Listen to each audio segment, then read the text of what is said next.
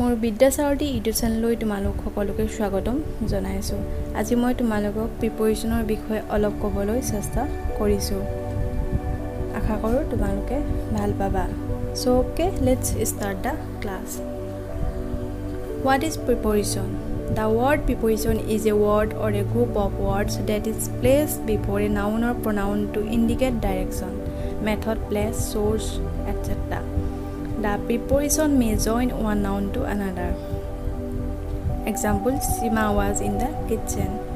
It may join noun to a verb. Ketiba preposition noun to verb hisabe hoy. She slipped up the stairs. Etia moi tumalokok মই গোটেইবোৰ লিখি দিয়া নাই, মই তোমালোকক ক'বলৈ চেষ্টা কৰিছোঁ চমুকে।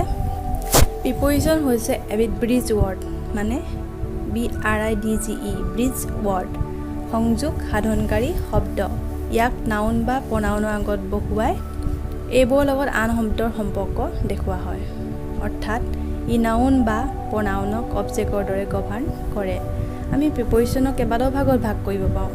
আমিতো জানোৱে প্ৰিপজিশ্যন কৰোঁতে at, in, of, for, with এইবোৰ পাইছোঁ। এইবোৰ কয় simple preposition. At, by, in, on, of, for এইবোৰ হৈছে চিম্পুল প্ৰিপজিশ্যন। তাৰপিছত আমি ক'ব পাৰিম কম্পাউণ্ড প্ৰিপজিশ্যন। কম্পাউণ্ড প্ৰিপজিশ্যননো কি? এলং, বিহাইণ্ড, যেনেকৈ এলং টু অন, অনো আছে, লং LONG লঙো আছে প্লাছ হয়, গতিকে এলঙেও কম্পাউণ্ড কয়। তাৰপিছত ডাবল প্ৰিপজিশ্যন। ডাবল প্ৰিপজিশ্যন হৈছে ফ্ৰম, উইদাউট, অভাৰ, এগেইনষ্ট। তাৰপিছত আহিলে পাৰ্টিচিপেল প্ৰিপজিশ্যন। পাৰ্টিচিপেল প্ৰিপজিশ্যন হৈছে ৰিডিং, কনচিডাৰিং, ডিউৰিং এইবোৰ। আৰু ফ্ৰেজেল প্ৰিপজিশ্যন কয় in front of, for the sake of. তাৰপিছত আমি ক'ব পাৰোঁ যিবোৰ কিছুমান শব্দ আছে যিবোৰক এডভাৰ্ব আৰু প্ৰিপজিশ্যন দুই ধৰণে ব্যৱহাৰ কৰিব পাৰি। তাত এডভাৰ্ব হিচাপেও হয়, প্ৰিপজিশ্যন হিচাপেও হয়। যেনেকৈ দ্য বট ইজ গয়িং আপ, গতিকে ইয়াত ভাৰ্বো আছে, প্ৰিপজিশ্যনো আছে। এতিয়া মই তোমালোকক ক'ম যে ইউজ অফ চম কমন প্ৰিপজিশ্যন। প্ৰিপজিশ্যনৰ এডটো ক'ত বহে? আমি এতিয়া কুৱেশ্যন কৰিবলৈ গ'লে এডটো ক'ত বহে জানিব লাগিব। এডটো বহে নিৰ্দিষ্ট সময় বুজাবলৈ, দিশ, সৰু ঠাই, সৰু নগৰ বুজাবলৈ এড ইউজ কৰোঁ। যেনেকৈ এক্সাম্পল হিচাপে ধৰা হি লিভছ এট যোৰহাট, সি যোৰহাটত বাস কৰে, সৰু নগৰ ন, গতিকে এড বহিছে। কাম এট নুন, নুন সময় বুজাইছে, এট নুন। তেনেকৈ এডটো ইউজ হয়। তোমালোকক এতিয়া মই ক'ম অননো কেনেকৈ বহে। নিৰ্দিষ্ট দিন বুজোৱা ক্ষেত্ৰত অন বহে। যেনেকৈ ছেমিনাৰখন অহা দেওবাৰে হ'ব, তো the seminar will be held on Sunday, গতিকে নিৰ্দিষ্ট দিন বুজা হৈছে, গতিকে অন বহিছে। তাৰপিছত ইনটো মাহ, বছৰ, ঋতু, অৱস্থা, ডাঙৰ চহৰ, ৰাজ্য, দেশ আদিৰ ক্ষেত্ৰত ইন বহে। কলকাতাখন ডাঙৰ চহৰ, গতিকে তাৰ আগত ইন বহিব। যেনেকৈ he lives in Kolkata, we live in India, তেনেকুৱা ক্ষেত্ৰত। আৰু কেতিয়াবা এঠাইৰ পৰা আন ঠাইলৈ যাবলৈ আমি কি কৰোঁ? বাইটো ব্যৱহাৰ কৰোঁ। আৰু প্লেচ অফ ৰেচিডেণ্ট বুজাবলৈ ইন ব্যৱহাৰ কৰা হয়। কিন্তু বাই ব্যৱহাৰ কৰোঁতে আমি সদায় এঠাইৰ পৰা আনঠাইলৈ যেতিয়া যাওঁ তেতিয়া বাই ব্যৱহাৰ কৰোঁ, কিন্তু নিজৰ যেতিয়া বাহন লৈ যাওঁ তেতিয়া বাই ব্যৱহাৰ কৰিব আমি নোৱাৰোঁ। তেতিয়া আমি কি ব্যৱহাৰ কৰিব লাগিব? ইন ব্যৱহাৰ কৰিব লাগিব। আৰু বিফ'ৰ বহাবলৈ আহে কেতিয়াবা, বিফ'ৰ, উইদিন, তেতিয়া আমি কি কৰোঁ? পইণ্ট অফ টাইম, নিৰ্দিষ্ট টাইম, তেতিয়া আমি বিফ'ৰ লিখিব লাগিব। আৰু যেতিয়া পিৰিয়ড অফ টাইম বুজায় তেতিয়া আমি উইদিন লিখিব লাগিব। সেইবোৰ তোমালোকে জানাই। আৰু মই অলপ বিটুইন আৰু এমঙৰ বিষয়ে ক'ম চমুকৈ। বিটুইন হৈছে দুটাৰ ভিতৰত বুজালে বিটুইন হয়। আৰু এমংটো হৈছে বহুতৰ মাজত। আৰু কেতিয়াবা ইন আৰু ইনটো দিয়ে, আমি এই দুটাৰ মাজত ডিফাৰেঞ্চটো জানিব লাগিব। ভিতৰত বুজালে ইন, ভিতৰলৈ যেতিয়া বুজায় তেতিয়া ইন, কিন্তু ইনটো বুজালে ভিতৰত বুজালে ইন, কিন্তু ভিতৰলৈ গতি কৰা বুজালে ইনটো হয়। আৰু আনফালে যেতিয়া গতি কৰে মানুহে তেতিয়া আমি কি বুলি ক'ম? পোনে পোনে কৰা গতিক এক্ৰছ কি এলং বুলি কয়। আৰু আনফালে গতি কৰিলে তাক কয় এক্ৰছ, আৰু পোনে পোনে গতি কৰিলে এলং কয়।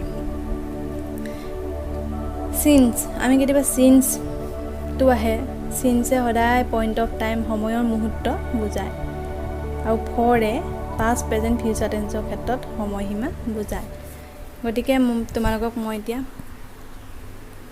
some important examples দেখাম তোমালোকে নোট কৰি ল'বা ফাৰ্স্ট কোৱেশ্চনটো আছে তোমালোকে নিজকে এক্সাম লোৱা you should apply dash that post ইয়াত এতিয়া কোনটো হ'ব 2 আছে 4 আছে n আছে এটা কোনটো হ'ব মই আনসাৰটো কৈ দিয়া নাই তোমালোকে নোট কৰি ল'বা you should apply dash that post এটো হ'ব you should apply for the post পোষ্টৰ বাবে এপ্লাই কৰিছে পোষ্ট 2 নহয় এনো নহয় নেক্সট আহিলে we all sympathize with about for the person we all sympathize the person মানুহজনৰ কাৰণে আমি sympathy গতিকে কোনটো হ'ব sympathize হলে about নহয় for নহয় for the person with হ'ব with the person next আহিলে many people have died